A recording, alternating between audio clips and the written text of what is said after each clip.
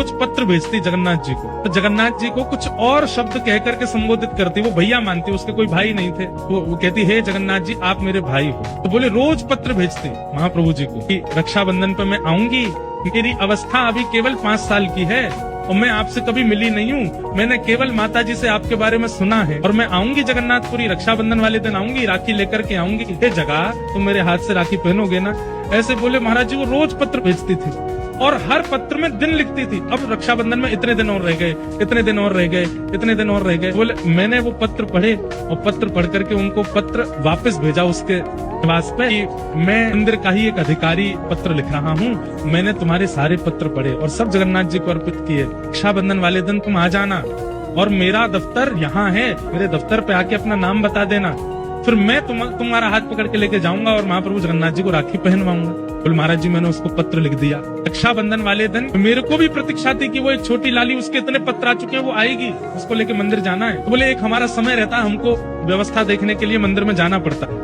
तो वो समय आ गया था, तो मैं अपने अधिकारियों को बोल गया कि एक इस नाम की कन्या आवेगी और वो मेरा पत्र लेकर के आएगी, मैं उसको लेके जाऊंगा अपने मंदिर। बोले हम व्यवस्था देखने के लिए गए, व्यवस्था देख करके आए तो मैंने पूछा अधिकारियों से कि कोई लाली आई थी क्या छोटी? बोले हाँ, एक 4 साल की 5 साल की बालिका आई थी और आके थोड़ी देर बैठी रही, फिर पता नहीं कहाँ चली गई। बोले मैं फिर ढूंढने निकला, पता नहीं कहाँ चली गई बेचारी, इतने साल से पत्र लिख रही है, इतने दिन से पत्र लिख, उससे राखी तो बंधवा दे।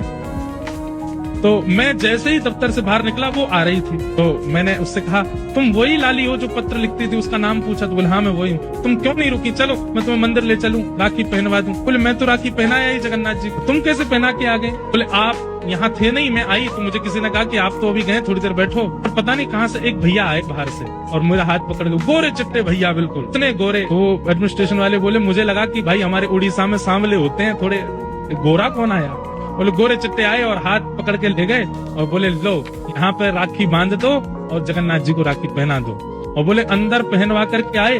महाराज जी आश्चर्य की बात ये थी कि मेरे मंदिर से निकलते और मेरे लौटने तक इतनी देर कपाट बंद थे, महाप्रभु जी के, जगन्नाथ जी के दर्शन हो ही नहीं रहे थे। फिर वो राखी कैसे पहना के आई भीतर? मैंने उससे पूछा तुमने राखी पहनाई, जगन्नाथ जी को देखा? बोले हाँ। मैंने कहा मुझे दिखाओ कहाँ बांध के आई हो? तो बोले भीतर लेके गई और द्वार के पास ही एक स्थान पर जहाँ पे बंद बनाया जाता भीतर लोग ना जाए, वहाँ राखी पहना करके आई। कपाट बंद थे, वो भीतर कैसे गई? बोले गोरे गोरे भैया लेके गए।